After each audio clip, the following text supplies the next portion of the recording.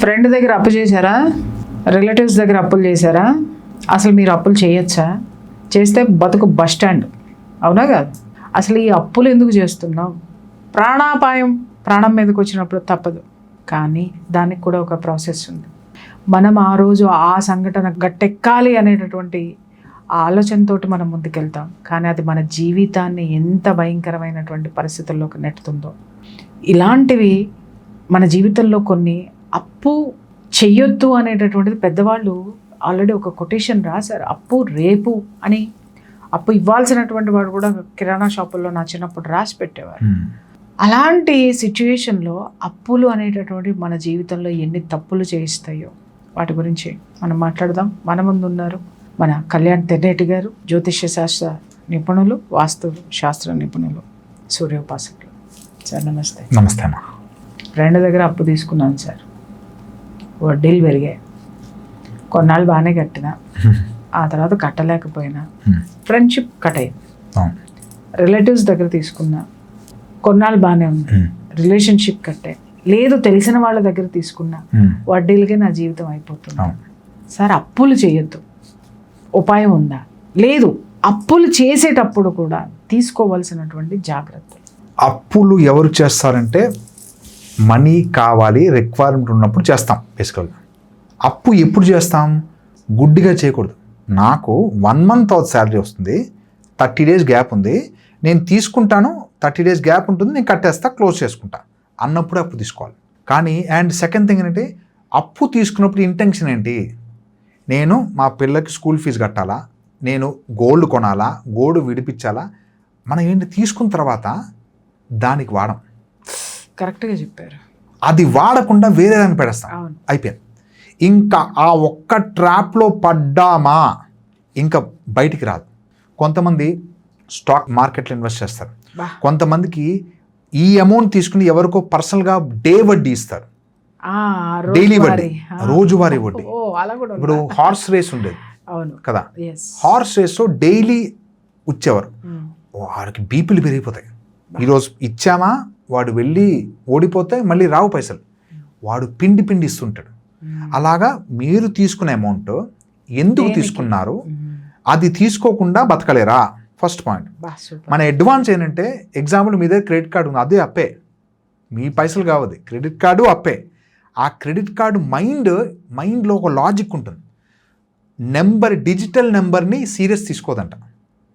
నేను ఒక 10,000 సేవింగ్ నేను చేత్తో పెట్టుకుని షాపింగ్కి వెళ్తే, క్రెడిట్ కార్డు పెట్టుకుని షాపింగ్కి వెళ్తే, ఈ క్రెడిట్ కార్డులో ₹1,00,000 లిమిట్ ఉంది, 10,000 నీ క్యాష్ లిమిట్ ఉంది, నీ మైండ్ ఇది చాలా హెవీ సీరియస్ తీసుకుంటుంది. ఇది సీరియస్ తీసుకోదంట. 10,000 కాస్త 15,000 నీకు ఫీల్ ఉండదు. అవును, ఒరే నీ కెపాసిటీ 10,000 ఉన్నాయి, నీ అమౌంట్ వచ్చిన తర్వాత నువ్వు 10,000 కట్టగలుగుతావు అన్నా సరే, కంపల్సరీ క్రెడిట్ కార్డు తీసుకెళ్తే మోర్ దాన్ ఎక్కువ స్పెండ్ చేస్తాం. ఎందుకంటే ఫ్యూచర్ మనీని క్యాలిక్యులేట్ చేయదు, డిజిటల్ కరెన్సీని రికగ్నైజ్ చేయదు, ఫీల్ డిజిటల్ అయిపోయి. అందుకే మీ లిమిటేషన్స్లో ఉండండి. నేను క్రెడిట్ కార్డు వాడితే పెట్రోల్కే వాడతా, అయిన వెంటనే కట్టేస్తా. నేను స్కూల్ ఫీజు వాడాను, నాకు క్యాష్ ఉంది, నాకు 15 days 30 days 1 month time 41 days ఎన్నో డేస్ టైం వస్తాయి. దానివల్ల సిబిల్ స్కోర్ పెరుగుతుంది, బెటర్ లోన్స్ వస్తాయనే ఇంటెన్షన్తో అప్పులు వస్తాయనే మనం ఇక్కడ అప్పులు జాగ్రత్తగా కడుతున్నాం. అది నిజంగా దౌర్భాగ్యం, చాలా తప్పు. అసలు అప్పే చేయకూడదు. దానికి ఇంకొకటి ఏం మాట్లాడతారంటే, ఆ మధ్య తరగతి వాళ్ళం కదండి, అప్పులు లేకపోతే ఎలాగ? అరే అసలు అప్పులు చేయడం కోసం, సిబిల్ కాపాడుకోవడానికి భవిష్యత్తులో అప్పు చేయాలనే కాన్సెప్ట్ తో బతుకుతున్నారు. ఇది ఎంత దౌర్భాగ్యం అండి. అవును, ఇది సిస్టమ్ సెట్ చేసిన. అందుకే మీరు చాలామంది అప్పులు చేసే క్రమంలో ఎందుకు అప్పులు చేస్తారంటే, వేరే వాళ్ళతో కంపేర్ చేసుకుని బతికే దౌర్భాగ్యం అంటాం కదా, దానివల్ల సగం అప్పులు. సంతృప్తి లేదు. ఇప్పుడు పెళ్లి చేయాలండి, పెళ్లి చేయాలండి, పెళ్లి చేస్తే నీ ఇన్కమ్ ఇది, అంత హెవీగా ఎందుకు పెడతావు అంటే పక్కన చేశారు కదా. సో దానివల్ల చాలా ఉంటాయి. మీకుంది కెపాసిటీ చేయండి. అప్పు చేస్తే తప్ప జీవితం గడవలేనంటే ఇన్కమ్ అయినా పెంచుకోండి. అప్పులు పెంచండి, ఇన్కమ్ లెవెల్ పెంచండి, మీ స్కిల్ సెట్ పెంచండి. మీ టైంకి నాకు పర్ డే కూలీ ఒకటి ఉంటుందండి, లేబర్కి ఉంటుంది 500 700. మీ కెపాసిటీ దాన్ని 10,000 చేసుకోండి. మీ గంట టైంని 8 గంటలు పని చేస్తే, మీ స్కిల్ సెట్ పెంచుకుంటే, ఒక లోగో డిజైన్ చేస్తే 5,000 వచ్చాయి అనుకోండి, స్కిల్ సెట్ వల్ల 5,000 వచ్చి ఉంటాయి. ఒక డిజైన్ ఏదైనా స్పెసిఫిక్ గా మీరు స్కిల్ ఇంత సెట్ పెంచుకుంటారు. ఇంత చెప్తున్నారు సార్, ఎవరికి ఇవాళ రేపట్లో అప్పు దొరికినంత ఈజీగా పని దొరికించుకుందాము, పని దొరకట్లేదు అది లేదు. అంటే ఆ కాన్సెప్ట్ తో చేయట్లా, అప్పుల correct. కోసం వెతుకుతున్నారు తప్ప ఆదాయ మార్గాలు పెంచుకోవడానికి వెళ్ళడం అస్సలు లేదు. లేదు. ఇక్కడ నా మెయిన్ పాయింట్ ఏంటంటే, ఇప్పుడు మనకి నిజం చెప్పాలంటే అప్పు తీసుకునేటటువంటి వ్యక్తుల యొక్క ఎనర్జీ కూడా మనతో ముడిపడి ఉంటుందా? అప్పులు తీసుకున్నామంటే వేరే వాళ్ళు ఎవరు ఇస్తున్నారు అప్పు, అవును, వాళ్ళ ఎనర్జీ వాళ్ళకి డేంజర్, ఇచ్చే వాళ్ళకి కూడా ఇచ్చే వాళ్ళకి డేంజర్. ఎందుకంటే ఇండివిజువల్ పర్సన్ లోన్ ఇస్తున్నారు, రెండు వేరియేషన్స్ ఉన్నా, నన్ను ఎవరు తిట్టుకోవద్దు, ఇది చాలా secret, internal cosmic energy secret అంటాం కదా. అలాగా నేను అప్పిస్తే ఎక్స్ అనేవాడు వైకి అప్పిచ్చాడు, ఇచ్చినప్పుడు తీసుకునేటప్పుడు బాగుంటుంది, ఇచ్చేటప్పుడు బాగుంటుంది. ఎందుకు? నాకు వడ్డీ వస్తుంది, నాకు తిరిగి బ్యాక్ వస్తుంది, నాకు ₹2 ఎక్స్ట్రా సంపాదిస్తానని ఇంటెన్షన్తో నేను సేఫ్ ఉండాలి, కానీ ఎక్కువ రావాలి, నాకు తెలిసిన వాడికి ఇస్తాం కాబట్టి మళ్ళీ వస్తాయని ఇంటెన్షన్తో ఇస్తాడు. ఇచ్చి తీసుకున్నప్పుడు ఆ పర్సన్ కడతాడు కదా, నార్మల్గా ఒక 6 months ఇంటెన్షన్తో కట్టేస్తారు. ₹1,00,000 తీసుకున్నాడు, 5,000 కట్టాలి, 5,000 కట్టాలి, కట్టేస్తూ ఉంటారు. ఫస్ట్ 5 months మీ అమౌంట్ నుంచే కడతాడు, తర్వాత అమౌంట్ టైట్ అయిపోతుంది. ఆ ఎవరు తీసుకున్నారో అమౌంట్ వాడేస్తారు, పైసలు లేవు. దొరక్కపోతే ఆ పర్సన్ టైట్గా ఎక్కడి నుంచో తీసి స్క్వీజ్ చేసి ఇంకోళ్ళ నుంచి అప్పు చేసుకుని మీకు ఇస్తారు. ఇచ్చేటప్పుడు ఆనందంగా ఇవ్వరు, తిట్టుకుంటూ ఇస్తారు. 1,00,000 ఇచ్చా కదా, ఆల్రెడీ 50% అమౌంట్ వచ్చేసింది నీకు, లోపల బయటకు అనలేరు, బికాజ్ ఆల్రెడీ అగ్రిమెంట్ చేసుకున్నావు, నువ్వు ఇస్తా అని చెప్పావు. ఆ అమౌంట్ వస్తున్నప్పుడు ఈ అమౌంట్ మీకు డైజెస్ట్ అవ్వదు. అందుకే సంస్థ ద్వారా ఇవ్వాలి తప్ప ఇండివిజువల్గా మాత్రం దయచేసి ఇవ్వద్దు. కంపల్సరీ ఇండివిజువల్ కి ఇవ్వడానికి డిఫరెన్స్, ఇండివిజువల్ అనగానే మీరు కనిపిస్తారు, మనం కనిపిస్తాం. ఈ పైసలు నీకు, ఆ ఉంగరం నా వల్లే పెట్టుకున్నాడు, ఇంకో ఇల్లు కొన్నాడు, ఇది నా వల్ల, ఈ పైసల వల్లే పిండి కట్టాడు, అరే నాకు వేరే వ్యాపారం ఉందని చెప్పిన ఎక్కదు. వాళ్ళకి ఎంతమంది ఉసురు పోసుకున్నాడో. కంపెనీ ఉంది, కంపెనీ అనలేం, లైవ్ కాదు అది, దట్స్ డమ్మీ, రైట్? దానికి పర్సన్ రూపం ఉండదు, సో అది మింగేస్తుంది. ఇండివిజువల్ పర్సన్ ఉండదు. మనకి శాపాలు కానీ ఈ దెబ్బలు తగలడం కానీ పర్సన్కి అవుతుంది తప్ప ఎంటిటీకి బిల్డింగ్స్ అవ్వవు. సో దానివల్ల ఇంపాక్ట్ చాలా జీరో అయిపోతుంది. అది కూడా ఆ కంపెనీ సతాయించి చేసింది. కంపెనీ కూడా నార్మల్ నార్మ్స్ ప్రకారం కాకుండా చాలా ఎక్సెస్ తీసుకుంటారు. కొంతమందికి సిబిల్ తక్కువ ఉందనుకోండి, క్యాలిక్యులేషన్ ప్రకారం 24%, 36%. అంటే సిబిల్ తక్కువ ఉంటే కూడా వడ్డీలు ఎక్కువ వేస్తారు. ఎందుకంటే హైయెస్ట్ ఇంట్రెస్ట్ రేట్ వేస్తారు. ఎందుకు? నీకు నార్మల్ దొరకదు కదా, మామూలుగా 9%, ఒక్క విషయం 36% రక్తం వచ్చేస్తుంటుంది. ఆ సిబిల్ అనేటటువంటి ఒకటి అడ్డం పెట్టుకొని వడ్డీలు ఎక్కువ ఇవ్వడానికి, అంటే వడ్డీ ఎక్కువ ఇవ్వగానే ఎలిజిబిలిటీ వచ్చేస్తుంది అంతే. మామూలుగా ధర్మంగా అందరిలాగా ఇవ్వడానికి ఎలిజిబిలిటీ రాలేదు. ఇంట్రెస్ట్ రేట్ తక్కువ, ఆప్షన్ లేదు. ఇంకో ట్రిక్ ఉంది, క్రెడిట్ కార్డు వాడే వాళ్ళకి తెలియాలి, ఆల్రెడీ తెలుసు, నేను పెద్దగా చెప్పక్కర్లే. మళ్ళీ వార్నింగ్ ఇస్తున్నా, క్రెడిట్ కార్డు వాడినప్పుడు అమౌంట్ ఏది ఉందో, నాకు మీ అకౌంట్లో మనీ ఉన్న దాంతోనే క్రెడిట్ కార్డ్ అనే లిమిట్ను వాడాలి తప్ప దీనికంటే ఎక్సెస్ వాడద్దు. ట్రాప్లో పడతారు. ట్రాప్ ఏంటి? అమౌంట్ వాడిన తర్వాత 30,000 స్వైప్ చేశారు, 30 days కట్టలే, మీకు 2 ఆప్షన్స్ ఉంటాయి. ఒకటి సిబిల్ పోతుందనే tension, second thing interest, minimum interest కడతారు. దాని తర్వాత గేమ్ స్టార్ట్ అవుతుంది, కన్వర్ట్ దిస్ ఇంటూ ఈఎంఐ. అక్కడ మీకు దిక్కు లేదు, ఇచ్చిన ఇంట్రెస్టే షిఫ్ట్ అవుతుంది. ఇంట్రెస్టే అవుతుంది. 24% అంటే షిఫ్ట్ చేసుకో, లేకపోతే మొత్తం కట్టు. నీకు ఇంకా డూ ఆర్ డై, అరే ఇప్పుడు కట్టే బదులు ఈఎంఐ కట్టుకుందామని 30,000కి 90,000 కడతాడు పర్సన్. టర్మ్ ఎక్కువ ఉంటుంది, టర్మ్ తగ్గించుకోలేడు. అది 1 year 3 years బికాస్ టర్మ్ తక్కువ ఉంటే ఈఎంఐ ఎక్కువ ఉంటుంది. 18,000 కట్టాలి, 8,000 కట్టాలి, ఉండవు పైసలు, ఉండవు, టైట్ అయిపోతాయి. 30,000 will become 90,000 over a period of time. So lock అయిపోతాం. అందుకే మీరు దయచేసి వాడితే, మీ సేవింగ్స్ అకౌంట్లో 1,00,000 ఉన్నాయో 30,000 ఉన్నాయో అది ఇటు వెళ్తుంది కాబట్టి స్వైప్ చేస్తున్నారు అంతే. మీకు 1 month సడన్గా క్యాష్ నీడ్ వస్తే ఈ స్పేస్ వస్తుంది కాబట్టి క్యాష్ ఉంది. ప్రపంచంలో అన్నిటికంటే చాలా హైయెస్ట్ వాల్యూస్ క్యాష్. డబ్బులు చేతిలో ఉన్నంత వరకు అది తరిగిపోతుంటే ఒక భయం వస్తుంది, అమ్మో ఇంతే ఉంది, ఇంకా ఇన్ని రోజులు గడవాలి, ఇంతే ఉంది. ఈ అప్పులో ఇవి కూడా అప్పులే సార్. మీరు అన్నట్టు క్రెడిట్ అప్పులే, కార్డులు, absolutely. ఆ కార్డులు, తర్వాత గూగుల్ పేలు, ఫోన్ పేలు సార్. ఈరోజు ప్రభుత్వానికి బాగానే ఉందని చెప్పి మనకి ఇంట్రడ్యూస్ చేశారు, కానీ ఆ 10 రూపాయలే 10 రూపాయలు అని 10 సార్లు కొడితే 100 రూపాయలు అవుతుంది అనేది మన మైండ్ లో ఉండట్లా. చివరికి కాదు సార్, చివరికి ఏమవుతుంది, అసలు సిసలుగా దాంట్లో అన్ని ఉన్నాయిలే అని చెప్పి చూసుకునేసరికి ఏమీ ఉండవు. ఇదేంటి నేను ఎప్పుడు వాడేసాను, నువ్వే కదా వాడేది. 10 అది కొడుతూ కూర్చున్నావు, 10 రూపాయలే కదా, 5 రూపాయలే కదా, చివరికి చూస్తే మొత్తం కాదు. అదే 10 రూపాయలు మనం తీసేస్తున్నట్టే, అమ్మో ఇంతే ఉన్నది, 100 రూపాయలు తీస్తున్నాం, అమ్మో ఇంతే ఉంది, ఇది వద్దులే అనేది ఒకటి మన మైండ్లో ఒక ప్లానింగ్ అనేటటువంటిది ఉంటుంది. దానికి తోడు దిక్కుమాలిన క్లాసులు వచ్చినాయి సార్ ఈ మధ్య కాలంలో. ఏంటి అని అంటే, థింక్ బిగ్, పెద్దగా పెట్టుకోండి, పెద్దగా బ్రతకండి, పెద్ద కార్లు కొనండి, అప్పు చేసైనా సరే బతకండి. ఇలాంటి దిక్కుమాలని ఒకటి ఆ పిచ్చి క్లాసులు అన్నీ ఒకటి వచ్చి పడిపోయినాయి. అసలు వీళ్ళకి అఫర్మేషన్ అంటే తెలుసో లేదో తెలియదు. తర్వాత ఇంకొకటి అంటే, ఖచ్చితంగా మీరన్నట్టు సంకల్పం పర్ఫెక్ట్గా ఉంటే ఖచ్చితంగా ₹1,00,00,000 డెఫినెట్గా మనకు ఆ సోర్స్ అనేటటువంటి తీసుకొచ్చి వస్తుంది. కానీ ఇక్కడ ఏమవుతుందంటే, కొంతమంది చెప్తారు అప్పు చేసైనా సరే మీరు బ్రాండెడ్ వేసుకుని తిరుగుతూ ఉంటే బ్రాండెడ్ వస్తాయి. అది ఫేక్. అది ఎట్లా వస్తాయి సార్? అప్పు చేసి నేను బ్రాండెడ్ వేసుకుని, మీరు fake, anything which is fake will not stand. అది పడిపోతుంది. మీరు ఫేక్ చేస్తున్నారు. డమ్మీ, అది డమ్మీ. మీరు ఆ అప్పు అనేది విశ్వం కాదు. ఈ పర్సన్ నాకు అప్పులు కావాలని మేనిఫెస్ట్ చేస్తున్నాడు.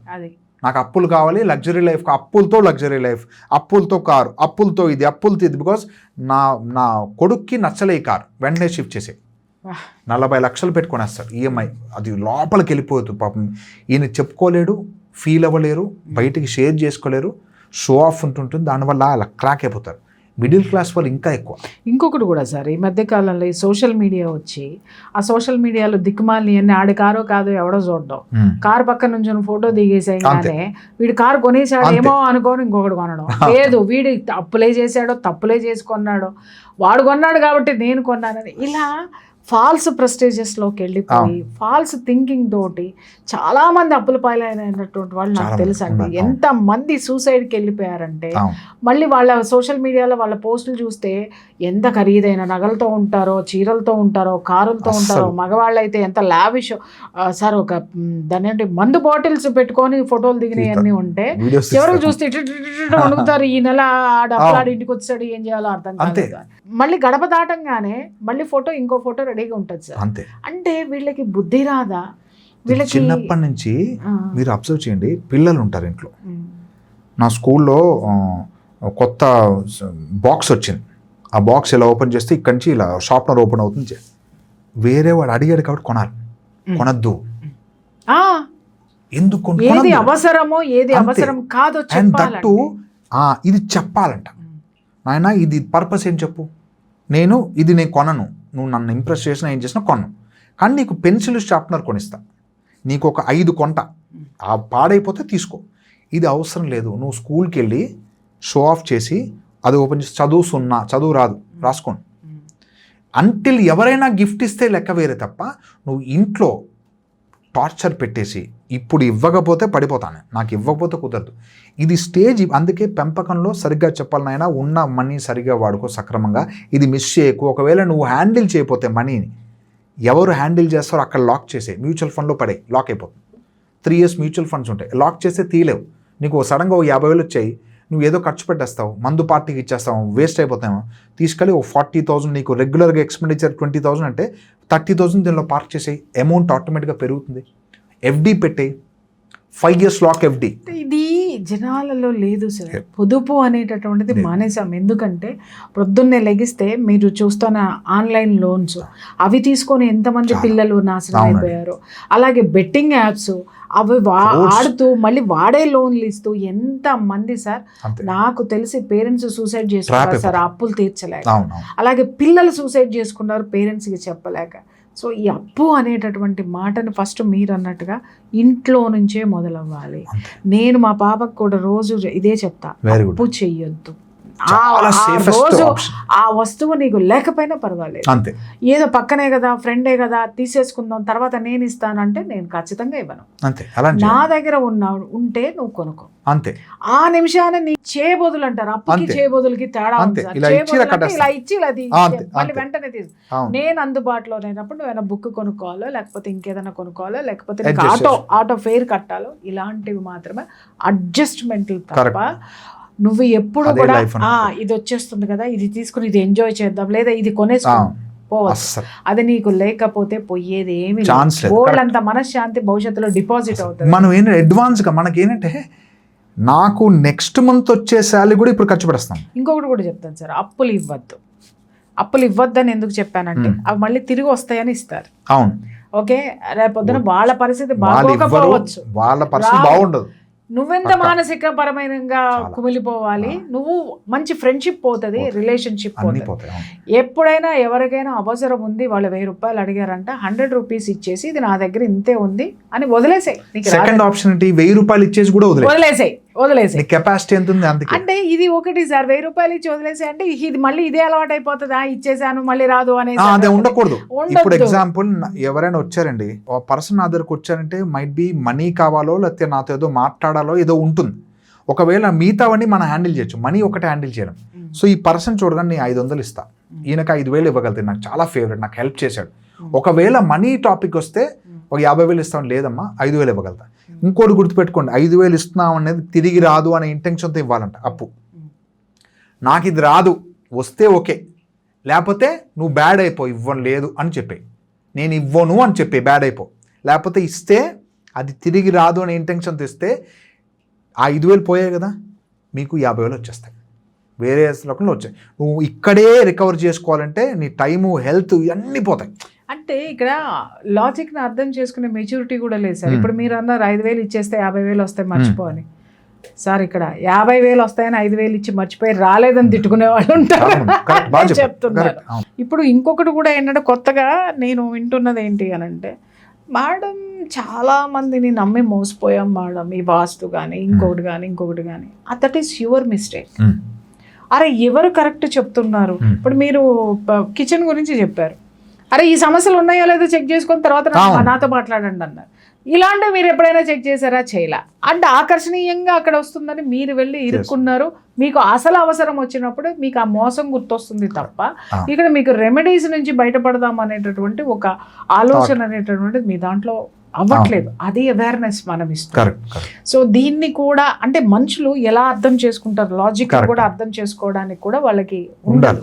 సో మేము ఇసిగిపోయామండి అని అంటే అది ఎవరు ఏం చేయలేరు. ఇసిగిపోయామండి దగ్గర ఆగిపోతారు. మీరు ప్రయాణం ఇది నిరంతర ప్రయాణం సార్. పడతాం లెగుస్తాం పడినా మళ్ళీ లేవాల్సింది. పడి లేచే కెరటం లాగా జీవితాన్ని మనం ముందుకు తీసుకెళ్ళాలి తప్ప అక్కడ ఉండిపోకుండా. సో కాబట్టి నిజంగా అప్పులు అనేటటువంటిది ఎందుకు మిమ్మల్ని అడిగాను అంటే, శాస్త్రం తెలిసినటువంటి వారు మీరు, అలాగే జీవితాన్ని చూసినటువంటి వారు. నేను ఒక్కదాన్ని పద్దాక చెప్తూ కూర్చుంటాను.